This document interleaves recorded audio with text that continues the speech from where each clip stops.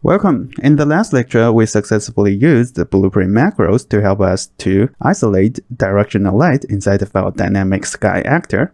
And now by adjusting this time of day here, we can have two directional light switching seamlessly. And the next issue that we need to tackle is, currently we are inside of nighttime, but our sky here is still the same as our daytime, and that really doesn't make sense. So in this lecture, we'll look at how we can create the nighttime sky. And before we do that, I like to run some tests first. So I'm going to go to the maps, go inside of test maps. Then I'm going to select this default lighting map. It contains all the basics app that we need, and we can just run the testing in there. So this is really handy. I'm going to press Ctrl+D to duplicate it. And I'm going to change this name to Nighttime Sky Test. And double click to open this test map. Click Save Selected. First, I'm going to delete this volumetric cloud. Since we are only interested in the sky atmosphere, we don't need this for now. So I'm going to delete it. Then I'd like to have a slightly more detailed object inside of my level for me to preview the lighting. So for that, I'm going to add in the third person pack. So click Add here. Then I'm going to click this Add Feature or Content Pack. Then I'm going to select this third person and click this Add to Project. Alright, once the importing is done, I'm going to organize the folders. So first, I'm going to move this characters folder and this level prototyping folder into this third person folder. So drag them, move them in here, select move here.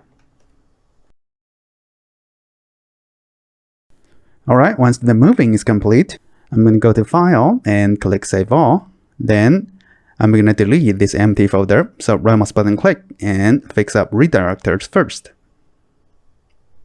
Then select this level prototyping, press delete on my keyboard and click delete. Then I'm going to go to third person, characters, and mannequins.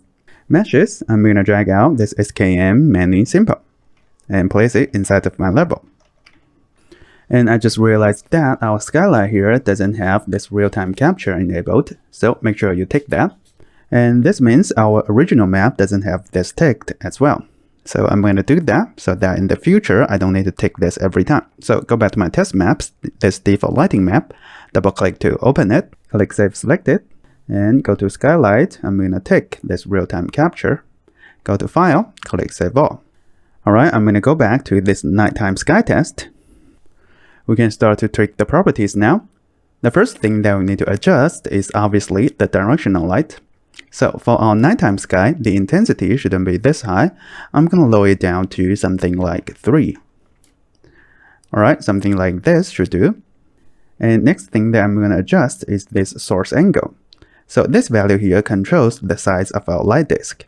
If I lower this value down to 1, you can see that disk is gone. If I increase it to 10, we have a much larger sun. Since we will be adding a moon to the sky later, I'm going to lower this value down to 0. And the next one that we need to adjust is this use temperature. So I'm going to take it. For nighttime sky, we should have a much colder lighting. And to do that, we'll need to increase the value of our temperature. The higher the value is, the colder our lighting looks. So somewhere around 8,000 should do. Alright, something like this. And the next one, I'm going to go to the sky atmosphere. So the key property here is this Rayleigh scattering. This one here controls the tint of our sky atmosphere.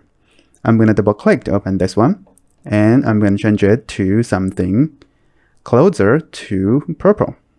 Somewhere around here. And I'm going to lower its value down a bit to something like this. Maybe a bit bluer. So something like this. And click OK. I think the intensity of the directional light is still too high, so go back to it. I'm going to lower its intensity down to 1.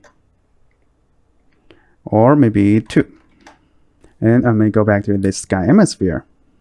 And the next one that I'm going to adjust is this multi-scattering. So right now, the value is 1. I'm going to lower it down to 0.5. So this one here controls the intensity of our light scattering inside of the level. By lowering it down, we'll decrease the brightness of our scene a bit. So this is a very subtle change. If I change it back to 1, you can see this is what I get. I'm going to lower it back to 0.5. Then I'm going to adjust this ground albedo.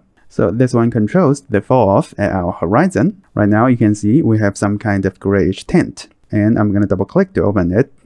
I'm going to increase its value a bit, then change its color to be something closer to our sky atmosphere, somewhere around here, and click OK. Also, the brightness of our scene is deeply affected by the angle of our directional light. So if I go to my directional light, and I'm going to hold down Ctrl+L on my keyboard to adjust its angle. So I'm going to lift it up a little bit to something like this. And right now you can see our scene gets much brighter. So I'm going to keep lowering down its intensity, maybe to 1 or 1.5. And keep adjusting the Rayleigh scattering for the sky atmosphere. Right now I think the sky is way too blue. Somewhere around here. Make it whiter a little bit. Alright, just like so. We can always tweak the settings later. And I'm going to click OK. Now I'm going to use the mannequin to run around the level to see if the lighting works. So go to World Settings, change the Game Mode Override to BP Third Person Game Mode. And click play. So this is our nighttime sky.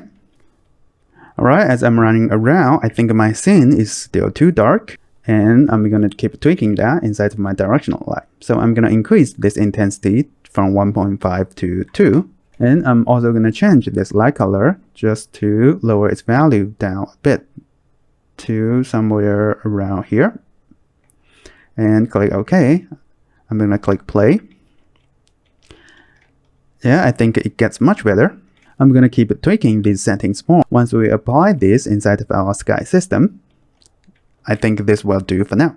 And it's time for a challenge. So your challenge is, same as I did, I'd like you to create a nighttime sky test map and import the third-person template into your project. One of the many good things of having a test map is we can make bold changes, and if we break it somehow, we can just delete it and start all over again. And make sure you have real-time capture enabled for your skylight. And then I'd like you to adjust the properties of the lighting. So the properties that I've tweaked are mainly from this directional light. So I changed the intensity, the light color, the source angle, and its temperature. Also, I tweaked some of the settings from sky atmosphere. So they are ground albedo, multi-scattering, and Rayleigh scattering. Try to tweak the values on your own and get a desired result that you like for your nighttime sky. And starting from next lecture, we'll look at how we can apply these changes to our sky system. Alright, pause the video now and give this a go, and I'll see you in the next lecture.